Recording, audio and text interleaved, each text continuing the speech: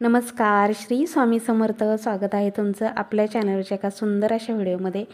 तर बघा, सकाळची वेळ आहे, मस्त असं वातावरण झालेलं आहे आणि सुंदर दिवसाच्या खूप साऱ्या सगळ्यांना सुंदर शुभेच्छा. तुमचा आजचा दिवस खूप छान असा आनंदाचा आणि आरोग्यदायी जाऊ देत ही श्री आई जगदंबेची चरणी प्रार्थना करते आणि आजच्या आपल्या सुंदर अशा व्हिडिओला सुरुवात करते. तर सकाळची वेळ आहे ताईंनो, मस्त असं छान वातावरण झालेलं आहे आणि सकाळी सकाळी 6 वाजलेले आहेत आणि मी मस्त असं आम्ही टेरेसला झोपायला जाते. तर मस्त असं तुमच्यासाठी आमच्या आजूबाजूचा व्ह्यू जो आहे ना, तो तुम्हाला शेअर केलेला आहे. तर खूप छान सकाळी सकाळी मस्त असं आमच्या कॉलनीमधलं वातावरण तुमच्याशी शेअर केलेलं आहे. तर आमच्या कॉलनीमध्ये सगळीकडे असे प्रत्येकाचे गुंठे घेतलेले आहेत आणि प्रत्येकाने आपापल्या गुंठ्यामध्ये मस्त छान छान बंगले बांधलेले आहेत आणि त्या बंगल्याभोवती आजूबाजूला सगळीकडे अशी नारळाची वेगळ्या प्रकारची झाडं लावलेली आहेत. सूर्यदेवता जे आहे ते बघा इकडच्या साईडनं उगवत असतात, पण आणखीन उगवलेले नाहीत कारण 6 वाजलेले आहेत आता. तर मस्त असं कढीपत्त्याचं झाडसुद्धा बघा, चैत्र महिन्याची पालवी कढीपत्त्याला फुटलेली आहे आणि मस्त असं कळ्यांनी, फुलांनी आणि पानांनी कढीपत्ता भरलेला आहे. तर बघू शकताय कढीपत्त्याला फुलं कशा प्रकारे लागली जातात. मस्त असं सुंदर कढीपत्त्याचं झाड मोठं आहे आणि गावरान देशी कढीपत्ता आहे, आमच्या दारातलं झाड आहे. तर छान असं सकाळचं वातावरण मस्त तुमच्याशी शेअर केलं आणि आमची कॉलनीसुद्धा दाखवली मस्त असं आजचं वातावरण. तर बघा, कालच्या व्हिडिओला खूप साऱ्या ताईंनी भरभरून प्रेम दिलं, त्याबद्दल सर्व ताईंचे मनस्वी आभार. रात्री व्हिडिओ आला नाही कारण ताईंनो काल व्हिडिओ एडिट करायलाच टाईम मिळाला नाही, त्यामुळे आजच व्हिडिओ एडिट केलेला आहे आणि आजच तुमच्याशी शेअर केलेला आहे. आजचा व्हिडिओ मी तुमच्याशी दुपारी शेअर करणार आहे, तर सगळ्यांनी व्हिडिओ न स्किप करता शेवटपर्यंत बघत राहा. खाली आल्यानंतर बघू शकताय घरातलं वातावरण खूप छान असं सगळं खिडक्या दरवाजे पॅक केलेले होते, त्यामुळे गरम वाफ इतकी येत होती. पहिलं सगळी खिडके दरवाजे उघडले, खिडक्या काही मी शक्यतो उघडत नाही पण दरवाजा उघडला आणि त्यानंतर किचनची सुद्धा खिडकी उघडली. किचनमध्ये आले फ्रेश होऊन आणि मस्त असं कोमट पाणी पित असते त्या काड्याबरोबर, मी काड्या पिते ना त्याबरोबर. तर इकडे सकाळची वेळ आहे, मस्त असं छान असं 6 वाजलेले असतील. 6चं वातावरण म्हणजे सकाळचा 6चा टायमिंग असेल कारण उठते आता हल्ली उशिरा. रात्री झोपायला 11 11:30 वाजतात आम्हाला. जेवण करायचं, सगळे भांडे बिंडे किचन वगैरे आवरायचा. त्यानंतर दुकानं आमचं लवकर बंद करून चालत नाही, 10 नंतर दुकान बंद करावं लागतं कारण आता उन्हाळ्याचे दिवस आहेत. 11 साडेदहापर्यंत गिऱ्हाईक असतं, पण आम्ही 10लाच बंद करतो. कारण काय होतं, सकाळी आम्हाला सगळ्यांनाच लवकर उठायचं असतं. जर दुकान रात्री 11 वाजेपर्यंत जर उघडं ठेवलं तर काय होतं ताईंनो, सकाळी अजिबात डोळ्या उघडत नाही. त्यामुळे आता आम्ही 10ला दुकान बंद करतो आहे आणि जोपर्यंत दुकान चालू आहे तोपर्यंत माझे सगळे भांडी, किचन ओटा वगैरे सगळं आवरून घेत असते मी आणि त्यानंतर मग आम्ही वरती टेरेसला जातो. तर कालची शुक्रवारची पूजासुद्धा मांडलेली तशीच आहे. आता सकाळी आंघोळ करून ती पूजा उत्तर पूजा करायची असते. कालच्या व्हिडिओला बऱ्याचशा ताईंनी कमेंट केलेल्या आहेत, ताई शुक्रवारची पूजा म्हणजे पूजेविषयी किंवा त्याच्या संदर्भात खूप सारे प्रश्न आलेले आहेत. तर सगळ्या ताईंचे मी प्रश्नाची उत्तरं देणार आहे आजच्या व्हिडिओमध्ये. तर बघा, काही ताईंनी असे प्रश्न केलेले आहेत की ताई फक्त उपवासच करायचा का, पूजा मांडून फक्त उपवासच करायचा का, पोथी बिती वाचायची नाही का? तर पोथी तरी वाचायची अशी कुठली पोथी अशी नाही आहे, पण मी त्याच्याबरोबर एक सेवा सांगू शकते ताईंनो तुम्हाला, आपल्या कुलदेवीची सेवा. तर दुर्गा स्तोत्र आणि कालिका स्तोत्र जे आहे ना ते आपल्या स्वामींच्या नित्यसेवा स्तोत्रमंत्र पुस्तक आहे ना स्वामींचं, त्याच्यामध्ये बघा आहे कुलदेवीची सेवा म्हणून.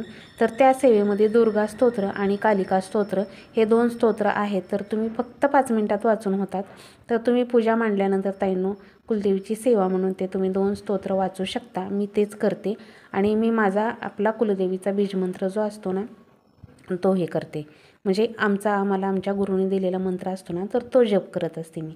आणि तुम्हाला तुमच्या पद्धतीनं तुम्ही कुलदेवीचा जप मंत्र करू शकता, म्हणजे एक माळ तुम्हाला 108 वेळा जसं जमेल त्या पद्धतीने तुम्ही तुमचं नामस्मरण करा. आपल्या कुलदेवीचं नामस्मरण करायचं आहे आणि त्याचबरोबर दुर्गा स्तोत्र आणि कालिका स्तोत्र हे वाचायचं आहे. ह्याने खूप सारे फायदे होतात बघा आपल्याला. आपल्या कुलदेवीची सेवा जी आहेत ना ती देवीपर्यंत पोचत असते. त्यामुळे बाकीचे कुठलं असं पोथी वगैरे नाही ह्या पूजेसाठी, पण ह्या व्रतासाठी तुम्हाला सांगते दुर्गा स्तोत्र, कालिका स्तोत्र तुम्ही कुलदेवीची सेवा म्हणून करू शकताय. त्याचबरोबर आज आहे शनिवार आणि शनिवारी बघा मी तुम्हाला सांगते घरातली नकारात्मक निगेटिव्हिटी जी आहे ना ती घालवण्यासाठी शनिवारी काय काय उपाय करायचे असतात. मी काय काय करते ते तुमच्याशी शेअर करते. तर सकाळी सकाळी तर सगळे घरं आपण स्वच्छ असे झाडूनच काढून घेतो. प्रत्येक घराचा कानाकोपरा तर रोजच आपण झाडतो. पण बघा प्रत्येक कानाकोपरा सुचिरभूत करायचा आणि त्याचबरोबर सकाळी आपल्या घरामध्ये सगळ्या बाजूंना गोमूत्र शिंपडून द्यायचं आणि खडे मीठ हळद टाकून गोमूत्र टाकून सगळ्या चारी आपल्या जेवढ्या रूम असतील तेवढ्या सगळ्या घरातली फरशी पुसायची. दारामध्ये सुद्धा सडा मारत असताना शनिवारी हा उपाय जास्त केलेल्याचा फायदा असतो. शनिवारी कधीही आपल्या घराची साफसफाई करायची असते आणि साफसफाई केली म्हणजे घराची म्हणजे जी आपण साफसफाई आठवडाभर जी करत नाही ती आठवड्याची साफसफाई आपल्याला कधीही शनिवारी करायची असते. जी नकारात्मकता निगेटिव्हिटी जी आहे ना कचऱ्याद्वारे जी आपली बाहेर आपण टाकायची असते त्या दिवशी.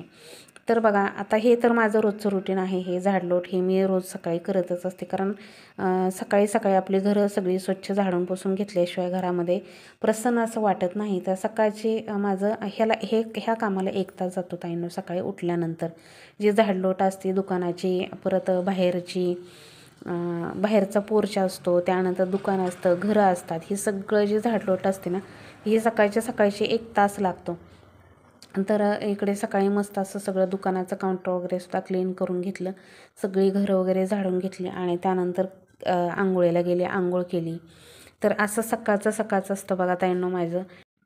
उठल्यानंतर आंघोळीच्या आधी जी मी क्लिनिंग करते सगळी घराची दाराची ती सगळी तुमच्याशी आजच्या व्हिडिओमध्ये शेअर केलेली आहे. तर बघा जे पाणी मी दारामध्ये मारलेलं आहे त्या पाण्यामध्ये थोडीशी हळद आणि मीठ टाकलं गोमूत्र टाकलं आणि सगळीकडे असा सडा मारून घेतला. सडा मारलं की काय होतं छान असं मस्त सकारात्मक वातावरण जे आहे ना ते आपल्या दारामध्ये घरामध्ये होतं. आणि सगळ्यात अगोदर आपलं घर स्वच्छ केलं त्याबरोबर आपण दार स्वच्छ केलं तर घरामध्ये खूप असं प्रसन्न वातावरण होतं. त्यामुळे नेहमी दार अंगण आपलं स्वच्छ पाहिजे. दारावरूनच आपल्या घराची कळा म्हणजे अंगणावरूनच आपल्या घराची कळा जी आहे ही केली जाते. त्यामुळे बघा आपलं अंगण स्वच्छ सुशोभित असलं पाहिजे. रोज झाडलोट ही असलीच पाहिजे दारामध्ये. रोज आपलं दार जे आहे ते स्वच्छ असं केलं पाहिजे पाणी टाकून. तर बघा आता मला बरेच जण म्हणतात रोज तुम्ही हे पाणी टाकून का धुताय. म्हणजे आमच्या इथले सुद्धा म्हणतात कारण रोज हे लोक धुत नाहीत पोर्चमधल्या फरशा वगैरे रोज धुत नाहीत. पण मला अजिबातच चैन पडत नाही मला कारण माझं घर आहे रस्त्यावरती आणि रस्त्यावरती सगळा धूळ फुफुटा जो आहे ना तो इळभर जो दिवसभराचा साठतो ना तो पायाला असा खरखर लागतो आणि तेच घरात पाय येतात. त्यामुळे रोज सकाळी हे क्लिनिंग करतच असते. आणि कधी ताईंनो 5 वाजतासुद्धा बघा खूप जर धूळ झालेली असेल इथं कारण रोडवर आहे सारखं गाड्या येतात जातात दिवसभरामध्ये धूळ आणि दुकानापुढे तर होतेच होते कारण दुकानापुढे दिवसभर गिऱ्हाईकाच्या चपल्याचे पाय असतात. त्यामुळे 5 वाजतासुद्धा बघा झाडू मारत असते आणि दुकानापुढे सडा मारत असते 5 वाजता कंटिन्यू. आणि हा पोर्चसुद्धा बघा कधी जर खूप घाण झालेला असेल तर 5 वाजतासुद्धा हा पोर्च धुवून काढते. 5 वाजता जर हा पोर्च धुतला तर संध्याकाळी इथे बसायला खूप छान वाटतं. आणि आमची मंडळी सगळी जेवण केल्यानंतर दुकान उघडं असतं त्यामुळे संध्याकाळी सगळी बाहेर बसतात. 10 वाजेपर्यंत आमची पोर्चमध्ये सगळे असतात. खूप छान वाटतं संध्याकाळी खूप फ्रेश वाटतं इथं बसले की बाहेर कारण सगळीकडून थंड अशी हवा येते आणि मस्त सगळे बसतात जेवण केल्यानंतर. तोपर्यंत मी माझी घरातली कामं करत असते. भांडे असेल किचन ओटा आवरायचं असतील तर ही सगळी कामं माझी हे बसलेले असतात बाहेर आणि मी भांडी पण बाहेरच घासते. इकडं आपली रिकामी जागा आहे ना तर तिथं भांडी घासत असते मी.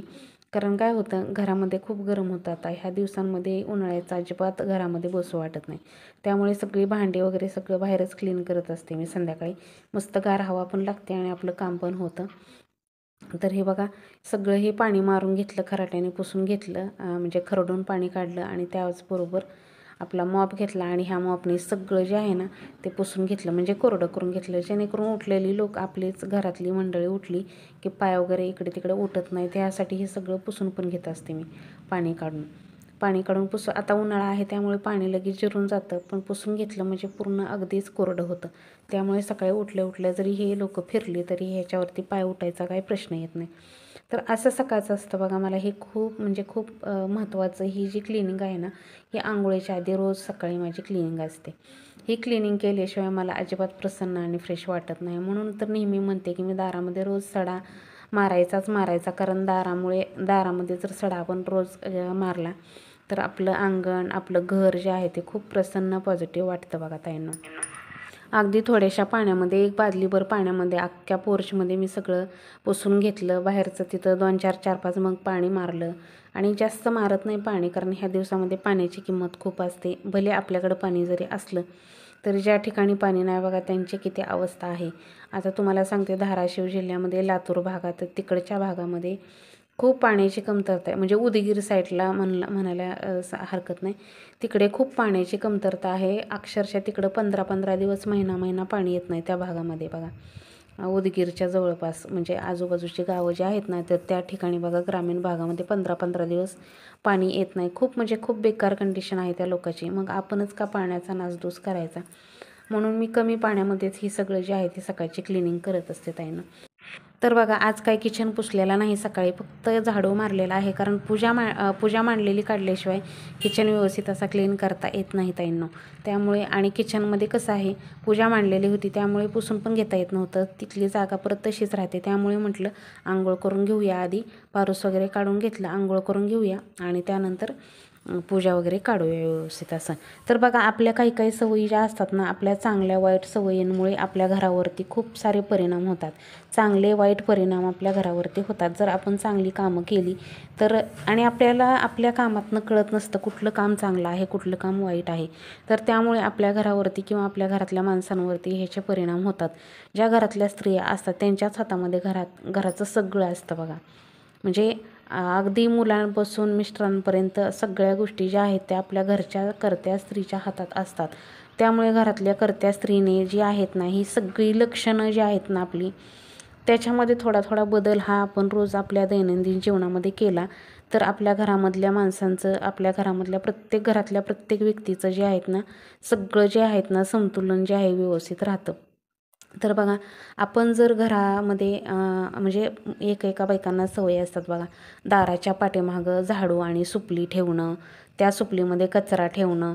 तर काय होतं बघा, असं कोपऱ्यांमध्ये कचरा साठवून ठेवणं, त्याच्यामुळे काय होतं, घराची आपल्या प्रगती थांबते, धनहानी होते. अशा गोष्टी आपल्याला हे होतात आणि आपल्याला कळत नसतं. आपल्या कळत नकळत अशा चुका आपल्याकडून घडत राहतात ताईंनो. घरामध्ये अशा कुठल्याही रूममध्ये कोपऱ्याला कचरा कधीही साठवून ठेवायचा नाही. तो कचरा लगेचच्या लगेच सुपलीत भरायचा आणि डस्टबिनमध्ये टाकायचा. त्यानंतर बघा, संध्याकाळी आपण घर साफ करतो ज्यावेळेस आपण, आणि कचऱ्याचा डबा घरामध्येच ठेवायचा, पण एक त्याला ठराविक जागा ठेवायची की त्याने आपल्या घराला कुठलाही दोष लागला नाही पाहिजे. जसं की जिन्याच्या खाली किंवा असे म्हणजे घरामध्ये फक्त अशीच जागा नसते की कचऱ्याला की इथंच हे ठेवलं पाहिजे. दरवाजाच्या मागं फक्त आपलं मेन डोर असतं, त्या दरवाजाच्या मागं आपल्याला कचऱ्याचं डबा कधीही ठेवायचा नाही. आपलं मेन डोर आहे ना, तिथे कधी कचऱ्याच ठेवायचं नाही. घराच्या बाहेर पण आपल्याला कचरा ठेवायचा नसतो संध्याकाळी. त्यामुळे आपल्याला घरामध्येच कुठं जिना असेल, जिन्याच्या कोपऱ्याला करद्या किंवा पोर्चमध्ये, आपल्या पॅसेजमध्ये, आपल्या आतमध्ये घरामध्ये पॅसेज असतात त्या पॅसेजमध्ये करद्या कोपऱ्याला, अशा ठिकाणी आपल्याला डस्टबिन ठेवायचे असतात आपल्याला. आणि झाडूसुद्धा डस्टबिनपाशी कधी ठेवायचा नाही. झाडू आपल्या घरातला एक अशी झाडूला जागा ठेवायची की झाडू आपल्याला बाहेरच्या येणाऱ्या जाणाऱ्याला कधी दिसला पण नाही पाहिजे आणि येता जाता आपल्याकडून सुद्धा कधी आपल्या झाडूला पाय नाही लागले पाहिजे. अशा ठिकाणी आपला झाडू ठेवायचा. मग ती तुम्ही तुमच्या घरामध्ये तुम्ही ती जागा शोधू शकता आणि आपण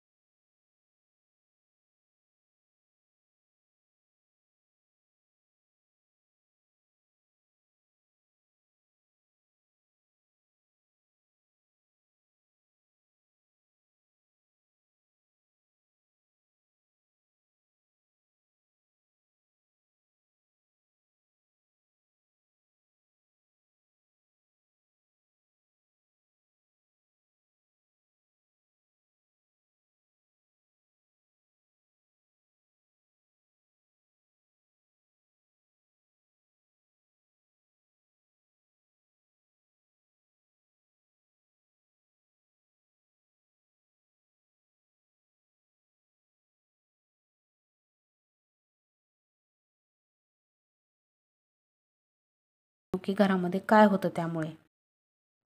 जर आपण किचन संध्याकाळी न साफ करता जर किचन आपण तसाच ठेवला तर नकारात्मक ऊर्जा जी आहे ना ती खूप वाढते आपल्या घरामध्ये.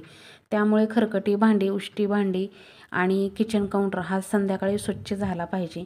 भले आपल्याला झोपायला थोडासा उशीर असला तरी चालेल, उशीर झाला तरी चालेल, पण ही सगळी क्लिनिंग करूनच आपल्याला झोपायचं आहे. अजिबात घाण ठेवायची नाही किचनमध्ये. नकारात्मक ऊर्जा वाढते, त्यामुळे आपल्या घरातल्या व्यक्तींचं म्हणजे नकारात्मक ऊर्जा वाढल्यानंतर आपल्या घरातल्या व्यक्तींचं म्हणजे संतुलन जे आहे ते बिघडत असतं. त्यामुळे नेहमी तर बघा ही आमची गाय, तर तुम्हाला सांगते हिला चपाती आज ह्यांनी खाऊ घातली आणि मी चपाती आणली नाही. मी ज्यावेळेस पूजा करत होते त्यावेळेस तर ही मला पूजासुद्धा व्यवस्थित करून देत नव्हती, कारण ह्यांनी अगोदर चपाती खाऊ घातली. कारण कसं होतं आमच्यात ही येऊन थांबते ना, मग त्यावेळेस ती आमच्या घरातली मंडळी कोणी दिसेल त्यांनी येऊन चपाती खाऊ घालतात हिला. तर मी पूजा करत असताना मी चपाती खाऊ घातली नाही म्हणून ती मला पूजा पण करू देत नव्हती. तर असं आहे. आता स्वामींची आपली रोजची सेवा चालू आहे आपल्या स्वामींच्या प्रकट दिनानिमित्त. तर रोज दारामध्ये गाय तर माझ्या आशीबी पहिल्यापासूनच येते, त्यामुळे तिची रीतसर चपाती खाऊ घालून पूजा करत असते. त्यामुळे एक आपल्याला वेगळंच पुण्य आहे बघा. जेवढं आपण म्हणतो ना 33 कोटी देवतांची पूजा होते रोज आपल्या हातनं, आणखीन ह्याच्यापेक्षा काय पाहिजे वेगळं.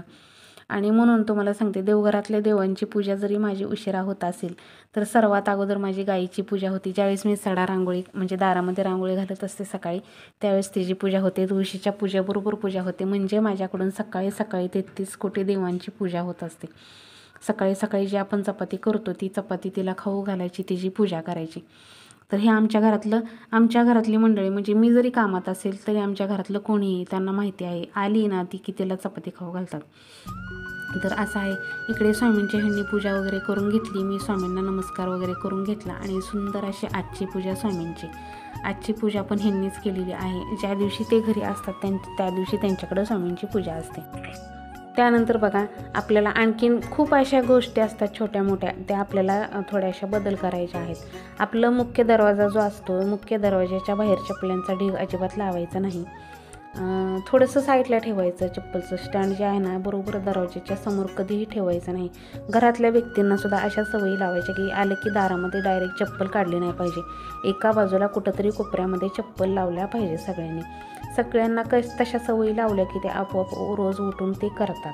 नाहीतर काय होतं, आपण जर त्यांना सवयी नाही लावल्या, आपण जर त्यांना त्यावेळेस ओरडलं नाही तर मुलंसुद्धा किंवा मिस्टरसुद्धा सगळी जी मंडळी आहेत ती त्या सवयी तशाच घालणाऱ्या लागून राहतात. त्यामुळे आपण एकदा सांगायचं, अजिबात दाराच्या समोर चपल्या कुठंही ठेवायच्या नाहीत. इकडे तिकडे चपल्या अस्ताव्यस्त पडल्या नाही पाहिजे. प्रत्येकाने प्रत्येकाची जिम्मेदारी आहे. घरातल्या काही गोष्टी ज्या आहेत ना त्या करणं गरजेच्या आहेत. त्यामुळे मुलांना सांगून ठेवायचं, शिस्तीत एका कोपऱ्यात चप्पल ठेवायच्या किंवा एक बॉक्स, आता तर तुमच्याकडे चप्पलचं स्टँड नसेल तर एक मोठा बॉक्स करायचा आणि त्याच्यामध्ये सगळ्या चपल्या टाकून द्यायच्या. जे ते आपापलं आलं की आपली चप्पल काढून त्याच्यामध्ये ठेवल, असा एक रूल लावून द्यायचा. त्यामुळे आपला पण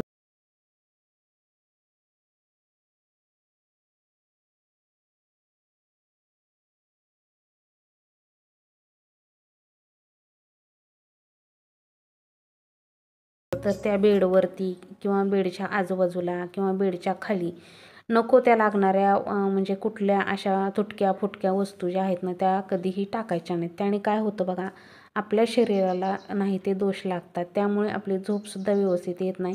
रात्रभर आपल्या आजूबाजूला निगेटिव्हिटी असल्यासारखं जाणवतं. बेडरूमच्या जर बेडवरती किंवा बेडमध्ये किंवा तुटक्या फुटक्या न लागणाऱ्या वस्तू जर आपण धूळ, नकारात्मकता, निगेटिव्हिटी जर असेल तर अशा गोष्टी आपल्याला घरामध्ये नेहमी जाणवतात. आणि त्याचबरोबर बघा हे झालं आपल्या घरामधली चिरलेली भांडी, फुटलेली भांडी आपल्या घरामधली असतील ना तर ते आजच्या आजच तुम्हाला सांगते घरामधनं बाहेर काढा पहिली. बघा आपल्याला काही कमी नसतं, आपल्याकडं आपली साठवणीची भांडी एवढी असतात तरी पण काय काय बायकांना बघा चिरलेली, तुटलेली, फुटलेली भांडी जी आहेत ना ती घरात ठेवायची सवय असते. तर आणि आपण काय करतो बघा, बऱ्याचशा सवयी अशा असतात, भांडे असे ह्याच्यामध्ये भरून ठेवलेले असतात, गोण्यामध्ये असतात ना भरून ठेवलेले असतात, पण ते भांडे वापरायला काढायचे नाहीत. आणि तुटलेले चिरलेले भांडे आहेत ना रोज ते वापरायचे. मला सांगा ताईंनो, आपला हा जन्म जो आहे तो पुन्हा आपल्याला मिळणार नाही. त्यामुळे ह्या वस्तू आपल्याला पुन्हा वापरायला मिळणार आहेत का? मग ठेवून ह्या वस्तूंचं काय करायचं? जे आहे ते वापरायला काढायचं आणि जे प्रत्येक गोष्टीचा वापर उपभोग जे आहे तो आपल्याला ह्या जन्मात करायचा असतो, घ्यायचा असतो त्यामुळे जे तुम्ही ठेवून दिलेला असेल ना तर ते वापरायला काढा आणि त्याचा सगळा उपभोग जो आहे ना तो तुम्ही घ्या. कुठलीही वस्तू असो, कपडे असो, काही असो, तर असं करायचं आहे. त्यामुळे अशाने काय होतं बघा, आपल्याला फुटक्या भांड्यांनी सुद्धा दरिद्रता येते घरामध्ये. फुटकी भांडी म्हणजे खराब झालेला झाडू, जास्त करून त्याला पूर्ण खराब होईपर्यंत वापरायचं नाही ताईंनो. एवढा पण नाही खराब झाला पाहिजे. तर बघा, मी नेहमी सांगते तुम्हाला, मी कशा प्रकारे झाडू वापरते. ज्यावेळेस मी आणताना झाडू 4 किंवा 2 आणते, तर त्यावेळेस काय होतं, 4 किंवा 2 आणलं तर मग मी घरामध्ये दोन्ही झाडूचा वापर व्यवस्थित असा करते. त्यानंतर तो झाडू, एक अर्धा झाडू जर हे झाला म्हणजे लवकर थोडासा झिजला किंवा खराब झाला, तर मी काय करते, तो झाडू बाहेर वापरते. म्हणजे बाहेरचं दार झाडण्यासाठी वापरते आणि जो चांगला आहे तो घर झाडते. तर असं होतं, म्हणजे असं अल्टरनेट असं माझं चालू राहतं. आणि बाहेरचा खूपच खराब झाला की तो फेकून द्यायचा आणि त्यानंतर जो आतला आहे ना तो वापरायचा. म्हणजे जेणेकरून काय होतंय, झाडू पण वेस्ट जात नाही, अगदी जेपर्यंत घरामध्ये झाडू वापरायची आपल्याला वेळ पण येत नाही. तर असं आहे. घरातील नळ जर गळत असतील तर ती सुद्धा आपली धनहानी होते बघा ताईंनो. त्यामुळे घरातले नळ जेवढे आहेत ना तेवढे सगळे व्यवस्थित करून घ्यायचं आहे. आणि आपलं घराचं छत आहे ना, टेरेस, ते सुद्धा बघा साफसुथरं, क्लीन, स्वच्छ असलं पाहिजे. घराचं टेरेससुद्धा महत्त्वाचं आहे, कारण आपल्याला आपल्या घरातच फक्त स्वच्छता करून चालत नाही ताईंनो. आपलं टेरेससुद्धा स्वच्छ पाहिजे. टेरेसवरती सुद्धा न लागणाऱ्या वस्तू काही पण इकडं तिकडं अजिबात टेरेसला सुद्धा फेकायचं नाही. आणि त्याचबरोबर तुम्हाला सांगते, आपल्याला अमावास्येला एक मोठा असा उपाय करायचा असतो, दर अमावास्येला करायचा असतो. तर बघा काय करायचं ताईंनो, दही भात आणि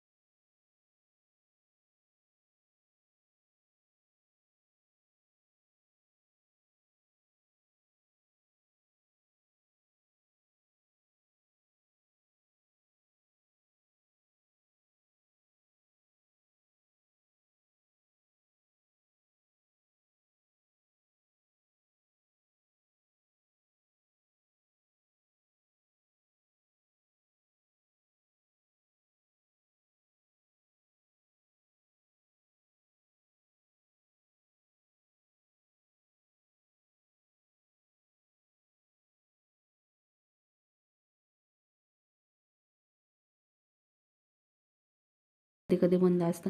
पण सकाळी जी गाय येते ना तिची पूजा करूनच तिला नैवेद्य तो जो आहे ना तिच्या नावचा बनवलेला तो खाऊ घालत असते मी.